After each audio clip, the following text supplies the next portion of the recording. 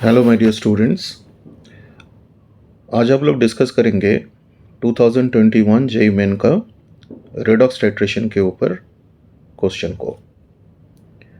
जैसे कि इस क्वेश्चन में दिया गया है, in basic medium CrO4 minus oxidizes H2O3 minus, that means H2O3 minus यानी कि जो थायोसल्फेट आयन है to form sulfate ion and itself changes to CrOH whole 4 minus.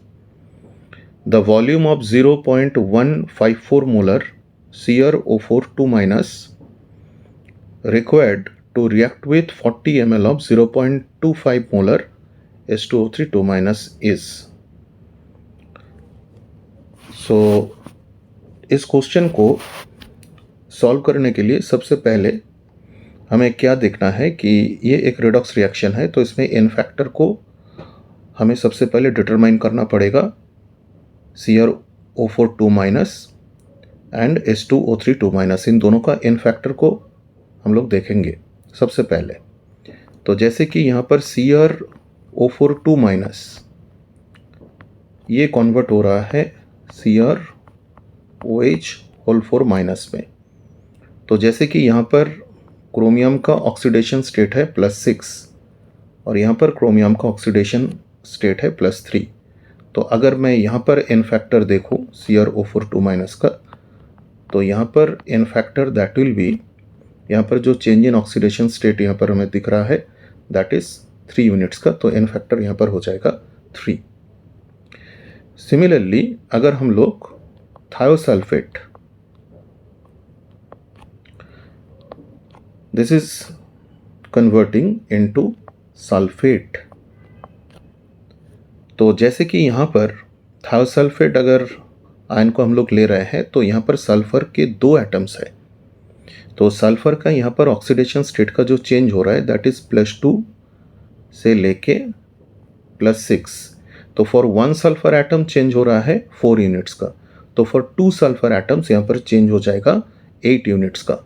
तो यहाँ पर जो एन फैक्टर हम लोग लेंगे, एन फैक्टर यहाँ पर जो हो जाएगा दैट विल बी 8, क्योंकि यहाँ पर 2 सल्फर एटम्स है। एक सल्फर एटम के लिए चेंज हो रहा है 4 यूनिट्स, तो 2 सल्फर एटम्स के लिए ऑक्सीडेशन स्टेट का जो चेंज होगा दैट विल बी 8 यूनिट्स।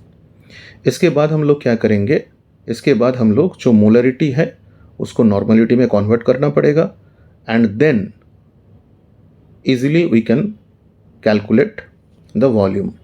तो सबसे पहले यहाँ पर जो वॉल्यूम ऑफ CrO4 माइनस यानी कि जो क्रोमेट जो आयन है, तो इसके लिए इसके वॉल्यूम को हम लोग सपोज कंसीडर कर रहे हैं VmL, क्योंकि ml में यहाँ पर पूछा गया है। और यहाँ पर जो मोलरिटी है, मोलरिटी को नॉर्मलिटी में कन्वर्ट करने के लिए हमें क्या करना पड़ता है, एन फैक्टर से मल्टीप्लाई करना पड़ेगा। तो यहाँ पर बेसिकली 3 इंटू 0.154 इक्वल टू यहाँ पर 40 ml इंटू 8 इंटू 0.25। अब अगर इसको हम लोग सॉल्व करते हैं, क्योंकि यहाँ पर हम लोग क्या फॉलो कर रहे हैं, यहाँ पर बेसिकली जो N1V1 इक्वल टू N2V2 ये सबको पता है कि जब भी रेडॉक्स टाइट्रेशन हो तो लॉ ऑफ केमिकल इक्विवेलेंस यहाँ पर हम लोग फॉलो करेंगे। तो यहाँ पर जो वॉल्यूम आ जाएगा, ये वॉल्यूम को ml में यहाँ पर कैलकुलेट करना है।